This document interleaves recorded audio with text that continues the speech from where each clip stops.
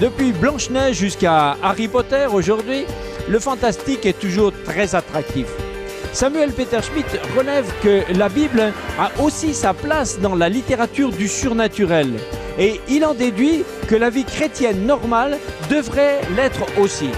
Alors nous l'écoutons et nous lui poserons quelques questions. Tout ce qui dépasse nos limites, ce que nous ne pouvons pas expliquer, une guérison miraculeuse, Jésus qui marche sur l'eau, le papa Jean qui jeûne, voilà, tout ça, ça fait partie des miracles. Bien.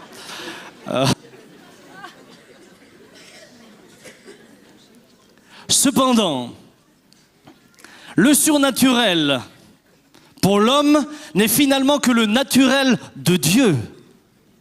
Le frère Jack Hayford disait « Notre nature à nous, ou notre dimension à nous, devrait être appelée sous-naturelle. » Parce que nous avons perdu une dimension.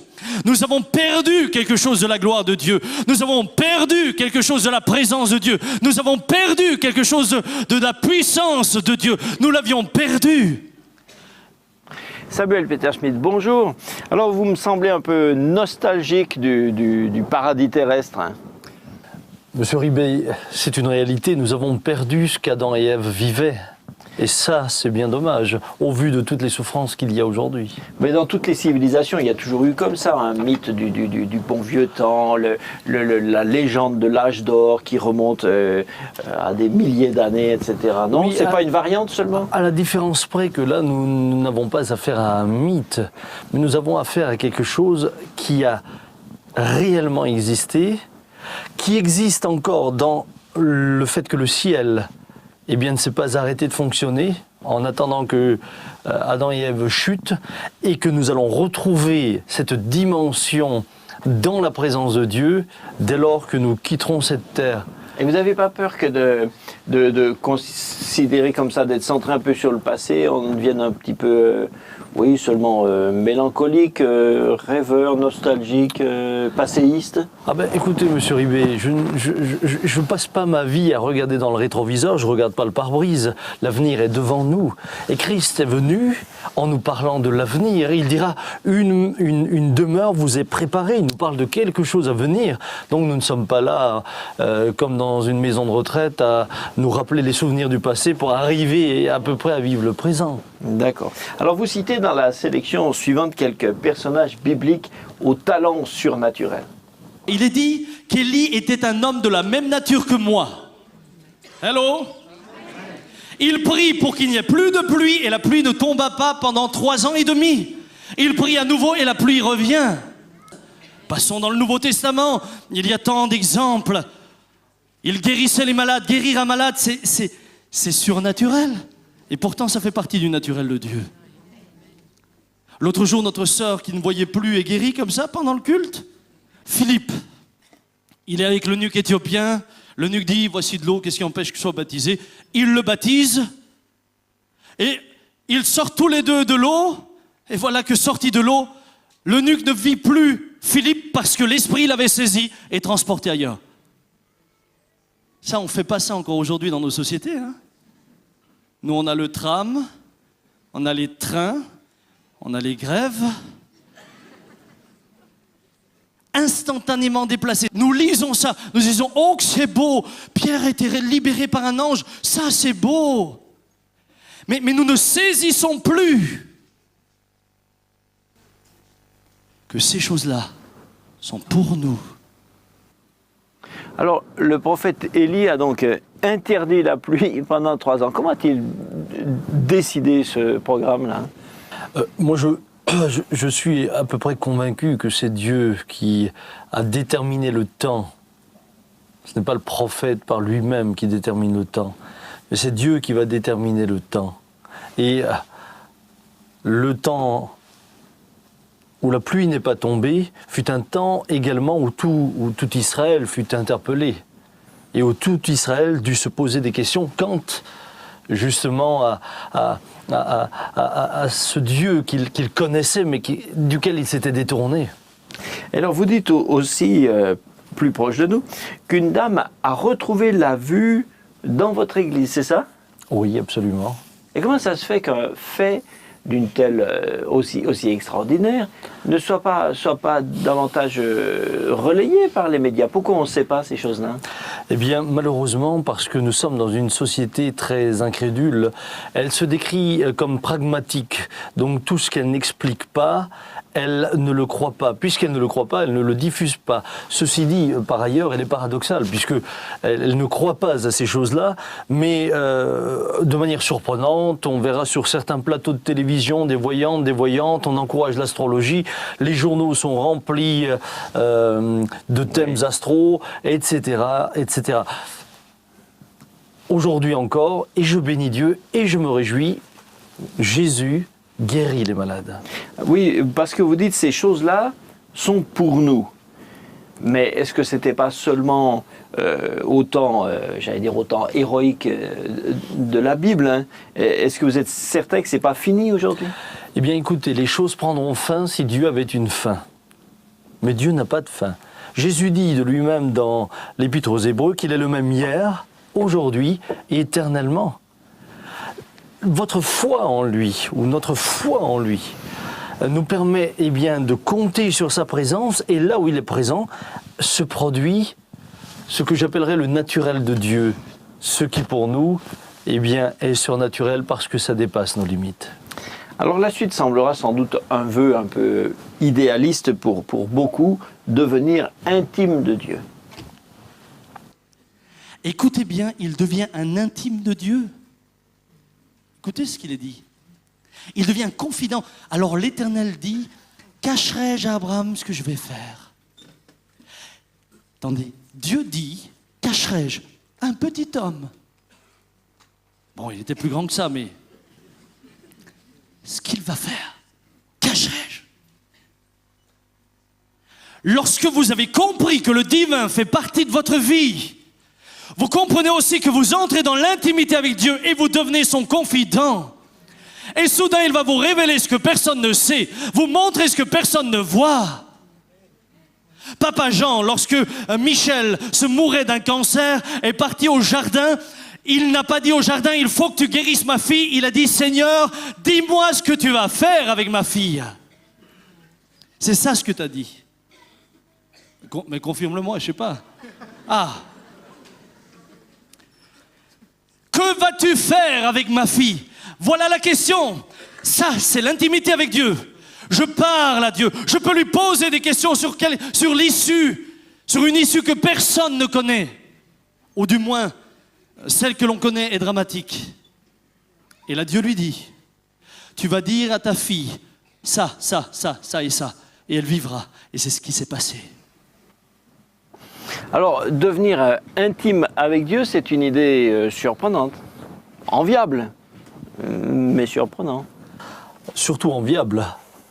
C'est extraordinaire, monsieur Ribet, de pouvoir vous adresser personnellement à celui qui crée les cieux et la terre, l'infiniment grand, l'infiniment petit. Nous ne mesurerons jamais assez le privilège que Dieu nous fait en nous permettant de nous approcher de lui au travers de Jésus-Christ. Et cette sorte d'intimité, ça vient de qui? C'est Dieu qui le crée, ou c'est la personne qui le cherche? Alors écoutez, c'est Dieu qui choisit ses amis ou... Dans l'Écriture, vous voyez des hommes qui étaient réellement des amis de Dieu. Et il nous est dit d'eux, et ils marchaient avec Dieu. Je crois que l'on ne devient pas ami comme ça du jour au lendemain. Vous ne décrétez pas que quelqu'un devient votre ami. Il devient votre ami dans une relation, dans un échange.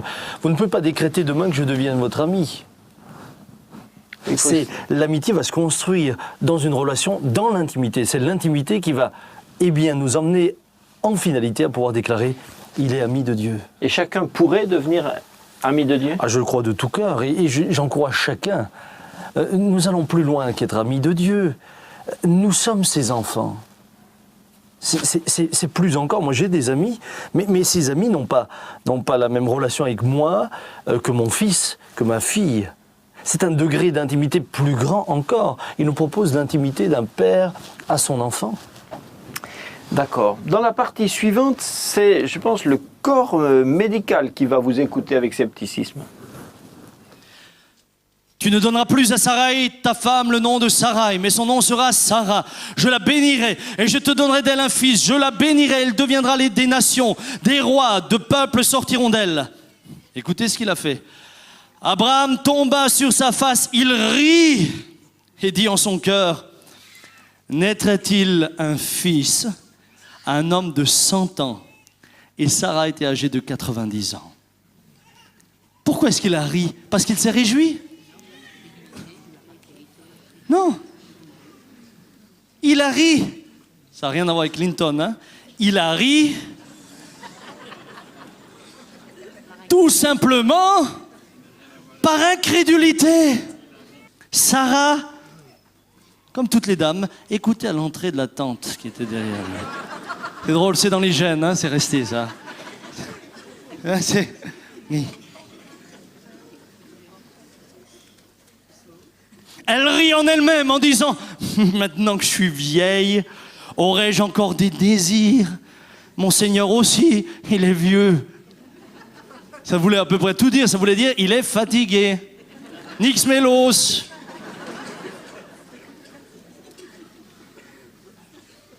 11 ans vont passer. » Bon, alors finalement, Abraham, que par ailleurs vous présentez comme exemplaire, un modèle de la foi, etc., eh bien finalement ici, il se révèle incrédule. Vous savez, on devient un modèle de la foi. On n'est pas forcément créé modèle de foi. On progresse. Et il était dans une phase où il va apprendre à connaître Dieu, apprendre à connaître sa puissance, sa capacité d'intervention. Et petit à petit, sa foi va se grandir et il deviendra ce père des croyants.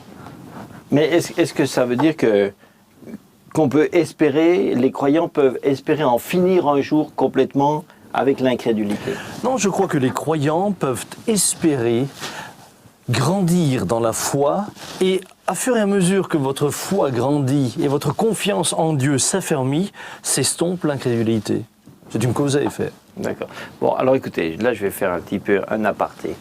Sous couvert de blagues, vous faites souvent allusion, quelquefois, aux femmes qui sont ceci, qui sont cela. Et comme ça, juste entre nous comme ça, vous admettez que vous êtes un peu macho? Admettre que je sois macho, non. Non. Non, parce que je sais quelle est la place de la femme également dans le cœur de Dieu. Et pour cela, je la respecte profondément. Par contre, j'aime les taquiner.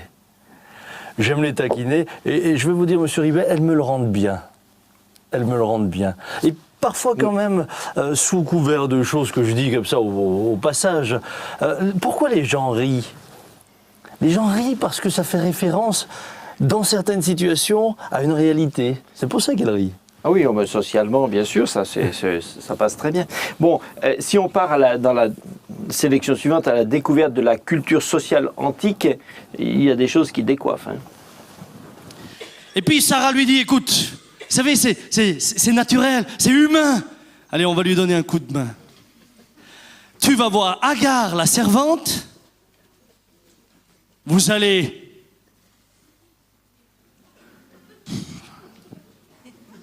communier, je sais pas, moi non, ça se dit pas, communier, c'est pas. Enfin bref, vous allez faire un enfant ensemble, et cet enfant sera le tien. Va naître un fils, Ismaël, mais c'est pas le fils de la promesse. C'est pas le fils de la promesse. Et Dieu lui dit, c'est pas de celui-là que tu auras une postérité, c'est de celui que moi je te donne, parce que Dieu, lui, il n'aime pas nos bricolages.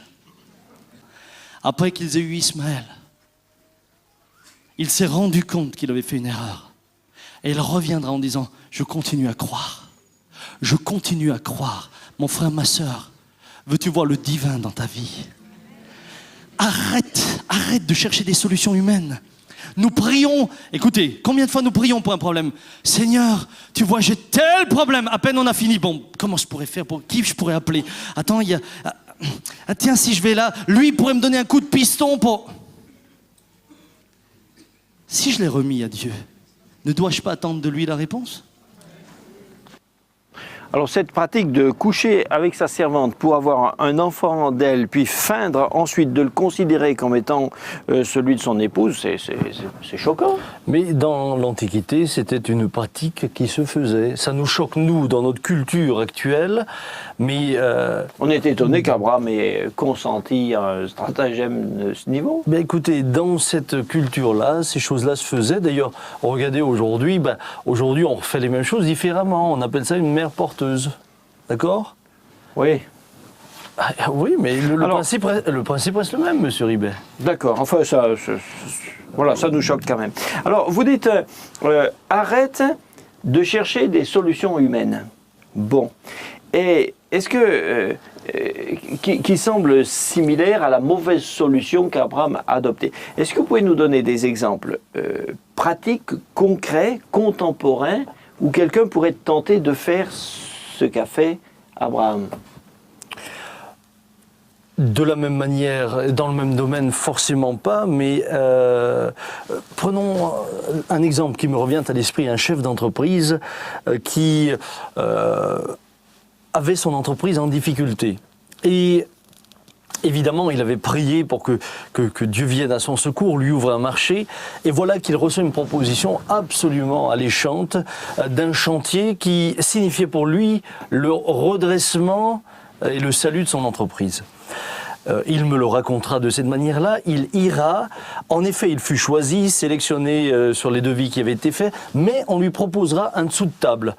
Le dessous de table était certes dérisoire par rapport à la somme que représentait l'ensemble du chantier, mais parce qu'il avait demandé à Dieu et parce qu'il savait qu'en l'occurrence il allait avoir recours à une solution qui n'était pas juste, le mensonge, la dissimulation et toutes ces choses-là, oui, il dira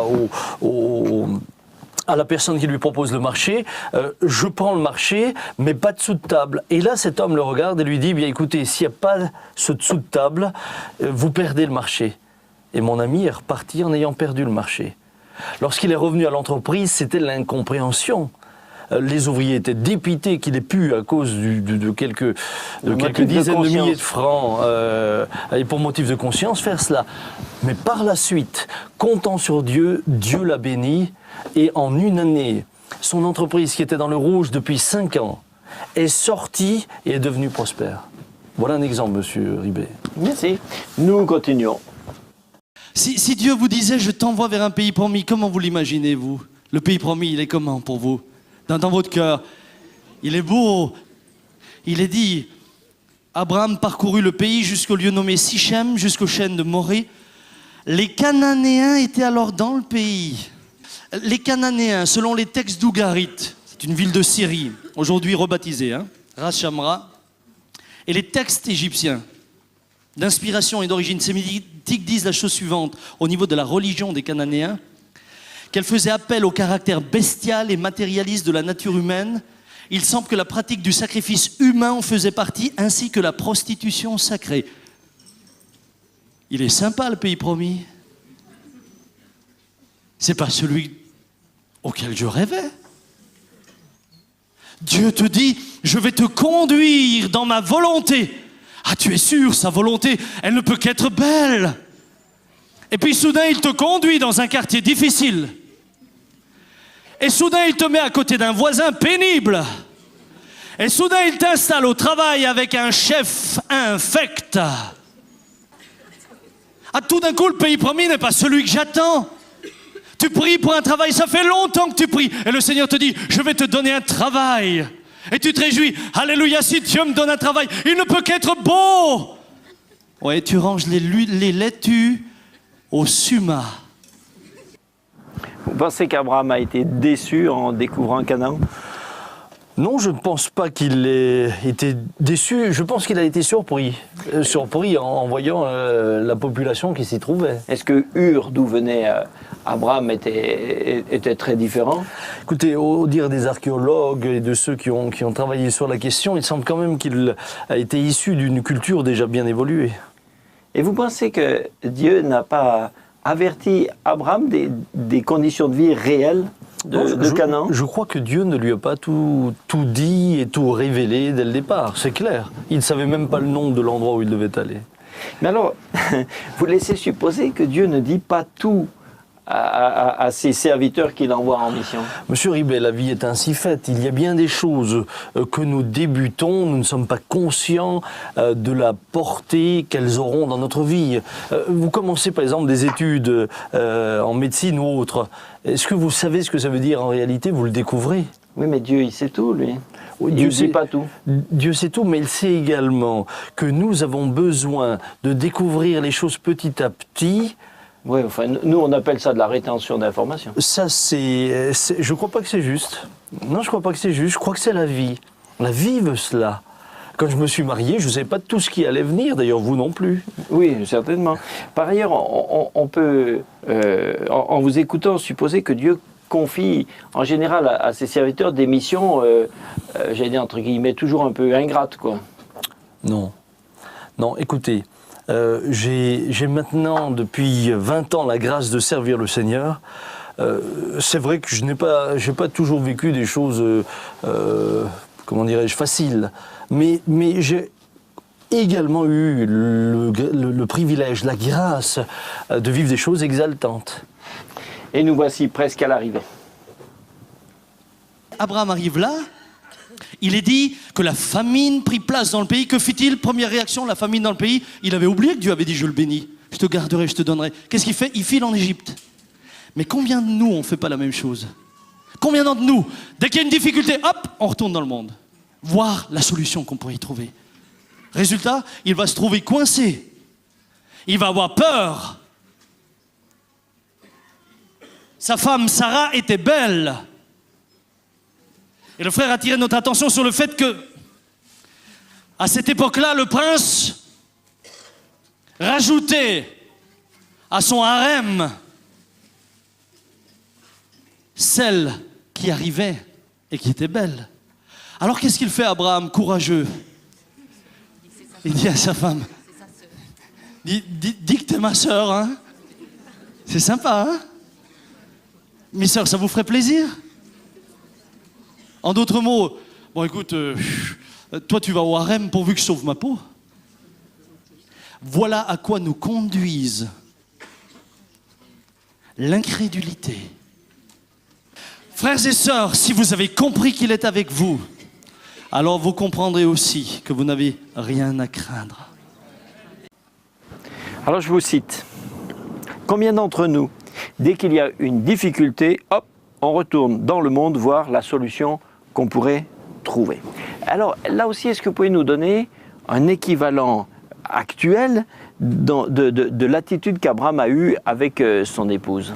Alors écoutez, dans un autre domaine, j'ai le souvenir de quelque chose qui m'est arrivé à l'époque où je travaillais à Peugeot. J'étais électromécanicien, je devais intervenir sur des installations automatiques où se trouvaient pas mal d'ouvriers. Et puis là, lors d'un dépannage, je fais une mauvaise manipulation et j'ai créé une panne très importante qui a arrêté donc tous les ouvriers, la chaîne, etc. Enfin, c'était très important. Et puis les ouvriers qui étaient là me regardent, ils m'aimaient beaucoup et me disent t'as qu'à dire que ça s'est passé comme ça et comme ça, nous on ne dit rien et tu es couvert. Et intérieurement, la proposition me tentait, monsieur Ribet. Je me disais, mais ok, un petit mensonge pour un coup, c'est pas grave, on couvre le truc, de toute manière, la machine est tordue, on est arrêté, ça changera rien. Mais au dernier moment, alors que j'allais suivre leurs conseils, j'ai dit non, je dirais que c'est moi. Et je l'ai dit. Alors sur le moment, évidemment, ça m'a valu des remontrances, mais par la suite, quand je disais quelque chose aux gars, les gars savaient que je disais la vérité. Et c'était une bénédiction. Mais la tentation fut grande, je dois le dire. D'accord. Samuel Peter Schmidt, merci d'avoir répondu à nos questions. Si vous voulez nous joindre ou poser quelques questions, toutes les coordonnées vont s'afficher sur l'écran tout de suite après. Merci de vos appels et puis à bientôt. Au revoir. Crie ta louange au Dieu qui t'aime et tu